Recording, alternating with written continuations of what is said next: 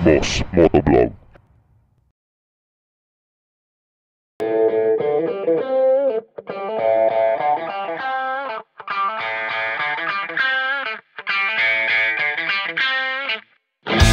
Honda Winner R, inilabas na po sa Vietnam. Grabe oh, napakagandang nilabas ng Vietnam ngayon na Winner R.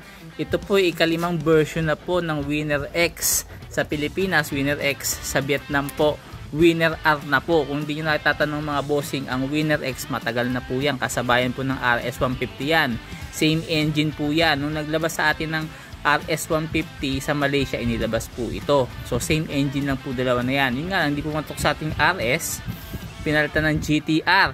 Tapos ngayon, Winner X. Kung hindi natatanong mga bossing, ang Winner X na meron tayo ngayon, version 4 na po yan sa Vietnam. So ngayon, ikalimang version na to. So titingnan nyo yung forma nito at itsura, ibang iba na talaga. Pag sinabing upgrade, talagang nag-upgrade sa disenyo. Pero sa makina, same pa rin naman po yan, walang binabago dyan. 150cc pa rin naman yan.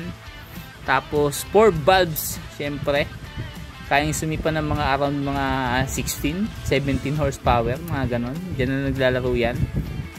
Pero tingnan nyo yung kanyang front assembly, ibang iba na siya.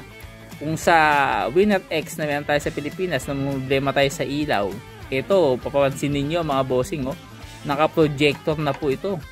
So tingin ko mas malakas na ang buga nito kaysa sa ilaw na meron sa atin, kasi parang yung ilaw dito na LED parang ano lang buga lang Ito parang tingin ko mas malakas to kasi projector na to.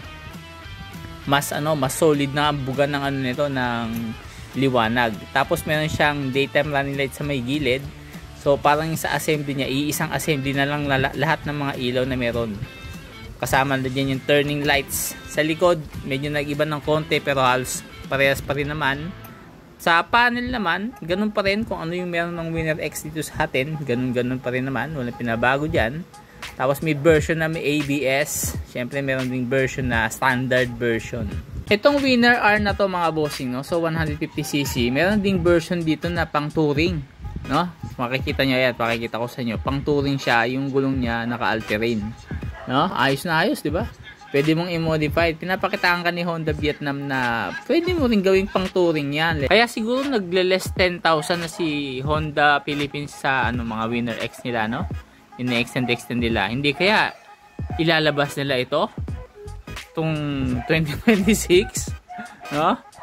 Mas maganda yon, di ba?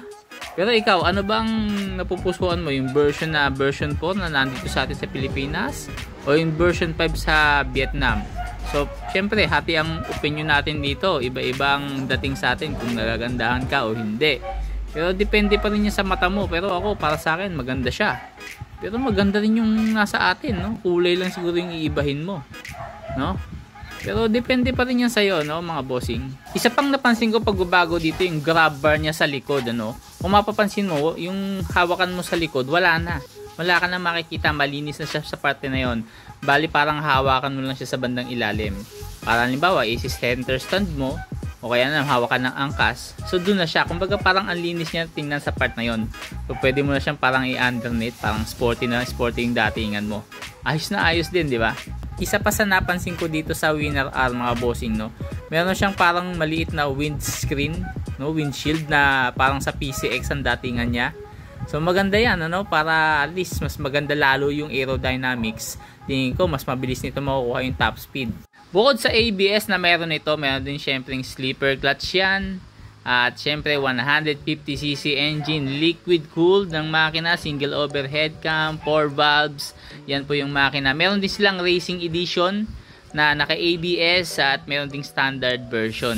May mga kulay na inilabas, kulay pula, merong kulay silver, meron parang matte green. Kung daw nagkakamali, matte green. Meron din akong nakitang matte black. So yan yung mga kulay na nakita natin sa Vietnam. So syempre sa Pilipinas, iba yan pag dumating, no?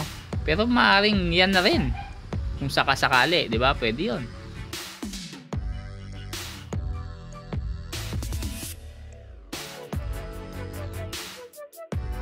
Ano sa tingin mo, dapat bang dalhin sa Pilipinas o hindi?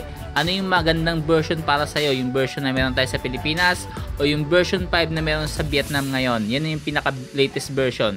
Gusto ko marinig yung mga suggestions nyo, yung mga comments nyo. Syempre, yan din magiging basihan natin. Lalo na yung Honda Philippines, para kung sakasakali marinig nila kayo kung dadalhin man yan o hindi. Depende po yan sa mga comment nyo at sa mga comment ng mga rider din na mahilig dito sa Winner X ng Honda.